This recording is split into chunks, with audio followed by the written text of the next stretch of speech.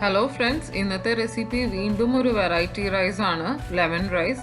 ഞാൻ അതിൻ്റെ ഒപ്പം ഒരു അടിപൊളി കോമ്പിനേഷനായ പൊട്ടാറ്റോ റോസ്റ്റിൻ്റെ റെസിപ്പിയും ഈ വീഡിയോയിൽ കാണിക്കുന്നുണ്ട്.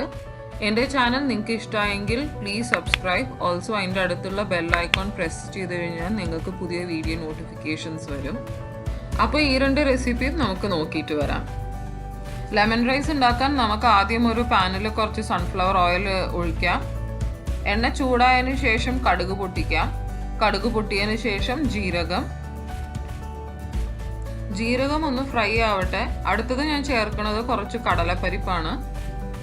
കടലപ്പരിപ്പിനോടൊപ്പം കുറച്ച് കപ്പലണ്ടിയും. ഞാനിപ്പോൾ എണ്ണയിൽ ചേർത്തേക്കുന്ന എല്ലാ സാധനങ്ങളും നിങ്ങളും തീർച്ചയായിട്ടും ചേർക്കണം, ഒന്നും സ്കിപ്പ് ചെയ്യാൻ പാടില്ല. അപ്പോഴേ ലെമൺ റൈസിൻ്റെ കറക്റ്റ് ടേസ്റ്റ് നമുക്ക് കിട്ടുള്ളൂ. കപ്പലണ്ടി നല്ലോണം ബ്രൗൺ ആവണ വരെ നമുക്കിത് വറുക്കാം. അടുത്തത് ഞാൻ ഇതിലേക്ക് ചേർക്കണത് പച്ചമുളകാണ്. ഞാനിവിടെ ഒരു 4 പച്ചമുളക് നെടുവെ കീറിയതാണ് ചേർക്കണേ. അതോടൊപ്പം കുറച്ച് ഇഞ്ചിയും കറിവേപ്പിലയും. നമുക്കിതൊരു 2 മിനിറ്റ്സ് മീഡിയം ഫ്ലെയിമിൽ ഇളക്കി കൊടുക്കാം. ഇനി ഹീറ്റ് ചെറുതാക്കിയിട്ട് കുറച്ച് മഞ്ഞൾപ്പൊടിയും ആവശ്യത്തിന് ഉപ്പും ചേർത്ത് ഒന്നൊന്ന് ഇളക്കി കൊടുക്കാം.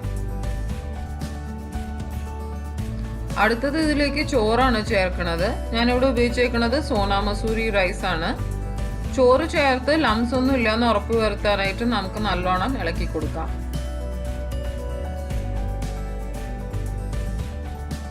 നമ്മൾ ലെമൺ ജ്യൂസ് ഏറ്റവും അവസാനമാണ് ചേർക്കേണ്ടത്.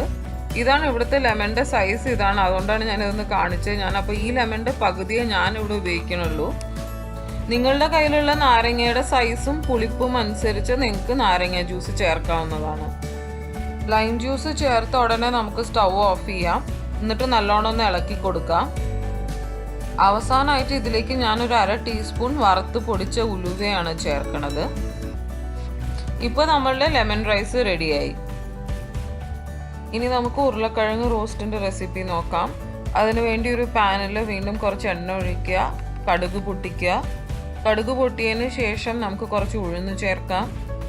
അതോടൊപ്പം കുറച്ച് കറിവേപ്പിലയും. ഇനി നമുക്കിതിലേക്ക് ഉരുളക്കിഴങ്ങ് ചേർക്കാം. ഉരുളക്കിഴങ്ങ് ഒരു 3-4 വിസിൽ വരയ്ക്കും വേവിച്ച് അതിൻ്റെ തൊലി കളഞ്ഞ് ചെറിയ കഷ്ണങ്ങളാക്കി നുറുക്കിയാണ് ഞാനിവിടെ ചേർക്കണത്.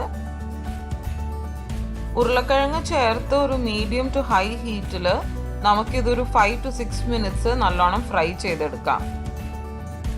ഇപ്പോൾ ഒരു 6 മിനിറ്റ്സ് ആയി. ഉരുളക്കിഴങ്ങിൻ്റെ മുകളിൽ ഇങ്ങനെ ഒരു ബ്രൗൺ കളർ കോട്ടിങ് വരണം, അതാണ് ഇതിൻ്റെ ഒരു പാകം. ഇനി നമുക്ക് ഫ്ലെയിം കുറച്ച് വെച്ച് പൊടികളെല്ലാം ചേർക്കാം. കുറച്ച് മഞ്ഞൾപ്പൊടി, ആവശ്യത്തിന് മുളക് പൊടി, പിന്നെ ഞാൻ എൻ്റെ കോവയ്ക്ക ഫ്രൈ റെസിപ്പിയിൽ കാണിച്ച മാതിരി സാമ്പാർ പൊടി, ഒരു ടീസ്പൂൺ സാമ്പാർ പൊടിയാണ് ഞാനിവിടെ ചേർക്കണത്. പൊടികളൊക്കെ ചേർത്ത് നല്ലോണം ഇളക്കി കൊടുക്കാം.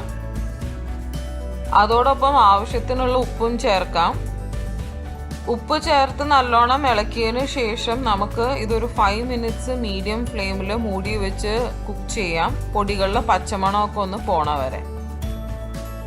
ഇപ്പോൾ ഒരു 5 മിനിറ്റ്സ് ആയി. പൊടികളൊക്കെ നല്ലോണം കുക്കായിട്ടുണ്ട്. ഇപ്പോൾ നമ്മളുടെ പൊട്ടാറ്റോ റോസ്റ്റും റെഡി ആയി കഴിഞ്ഞു. അപ്പോൾ നിങ്ങളും ഈ ഈസി ലഞ്ച് ബോക്സ് റെസിപ്പി ഒന്ന് ട്രൈ ചെയ്ത് നോക്കൂ. നമുക്ക് അടുത്ത വീഡിയോയിൽ കാണാം. Thank you.